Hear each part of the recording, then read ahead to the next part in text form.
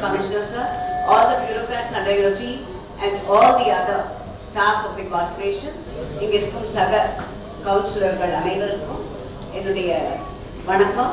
தமிழ்ல நீங்க கலந்து தமிழ் தான் என்னால் பேச முடியும். இங்கிலீஷ் ட்ரை பண்ணி உங்களுக்கு புரிஞ்சா சரி, இல்லாட்டி அதுவும் ட்ரை பண்றாங்க. மேடம் வந்து ஜிஎஸ்டி நான் வாயால சுடாமன்னாங்க. வாயால் சுடுவது என்றால் திராவிட அவங்க சொன்னது பற்றாக்குறை பற்றி சொன்னீங்களே, இந்த பற்றாக்குறை இல்லாத பட்ஜெட் ஒன்றிய அரசு உள்ளாட்சி அமைப்புகளுக்கு தர வேண்டிய நிதியை தந்தால் இந்த பற்றாக்குறையே வராது.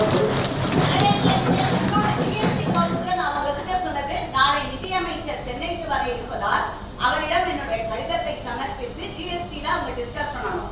ஜிஎஸ்டில டிஸ்கஸ் பண்ணச்ச இங்க தமிழ்நாட்டில் இருக்கும் அமைச்சரும் அதிகாரிகளும் அதில் பங்கேற்க வேண்டும். அதில் பங்கேற்காமல் இங்கு இருந்து கொண்டால் அதுக்கு எல்லா வகையிலும் பங்கேற்கிறாங்க.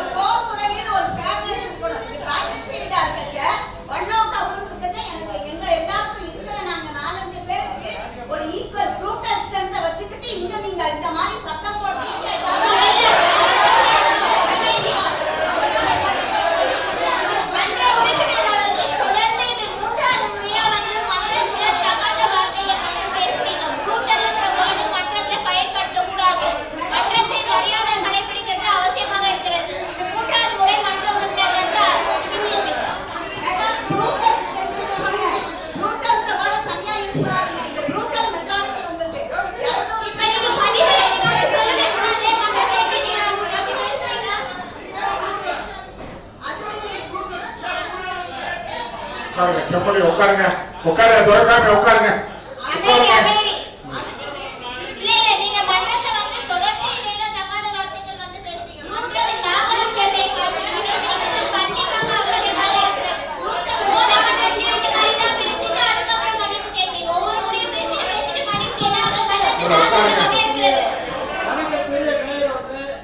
தயவு செய்து பெரும்பான்மையாக இருக்கக்கூடிய மாமன்றத்தில் ஒருவருக்கு இங்க தொடர்ந்து வாய்ப்பு கொடுப்பது தவறு.